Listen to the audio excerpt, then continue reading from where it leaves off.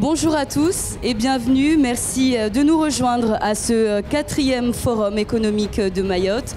Encore une fois, nous sommes ravis de vous accueillir et de vous retrouver afin d'échanger et de partager avec vous autour de l'économie mahoraise. Chers acteurs économiques, honorables en vos grades et qualités, c'est un réel plaisir pour moi d'être parmi vous aujourd'hui et de participer à l'ouverture de ce 4e Forum économique. Nous pouvons nous réjouir face à un tel événement qui mobilise de nombreux acteurs autour des enjeux et des opportunités économiques de Mayotte. Mesdames et messieurs, ce forum arrive à un moment de renaissance et de notre économie,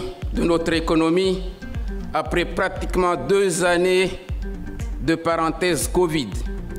Aujourd'hui et demain, nous allons pouvoir notamment évoquer l'excellence européenne, les projets qui l'incarnent, l'avancement des travaux menés par la French Tech depuis sa labellisation l'année dernière, l'enjeu du tourisme. J'ai vu quelques intervenants qui souhaiteraient intervenir tout à l'heure et poser des questions, des entrepreneurs, j'imagine. On aura, j'espère, l'occasion de vous donner la parole.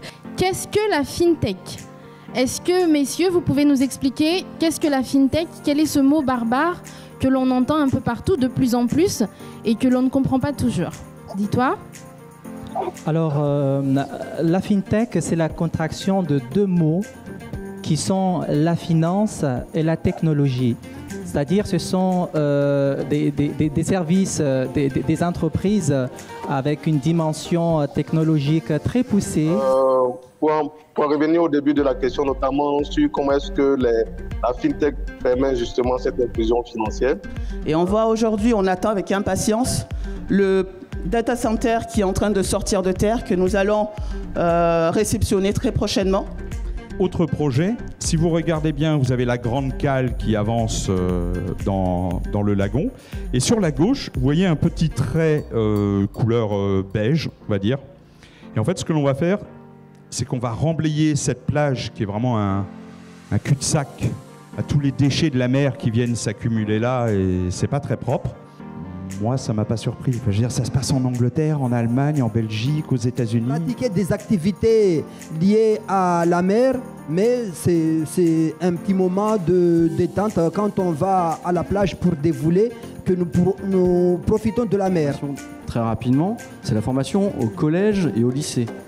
Le programme de l'éducation nationale a intégré depuis 2 ans maintenant un programme qui s'appelle Enseigner la mer. Mayotte est en effet un territoire ouvert au monde. C'est d'abord une tradition historique de grand commerce et d'échange.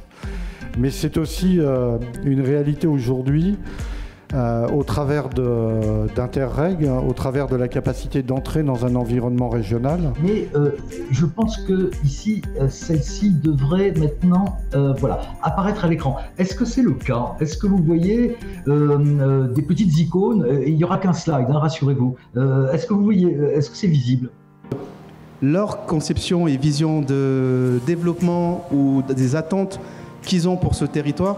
Et ce que nous entendons, madame, c'est vraiment que nous devons faire preuve tous et respectivement d'écoute active par rapport aux défis que nous avons à relever sur ce territoire. On attend avec beaucoup d'impatience et en tout cas on suit de très près les efforts qui sont faits au niveau de l'université et de la formation supérieure.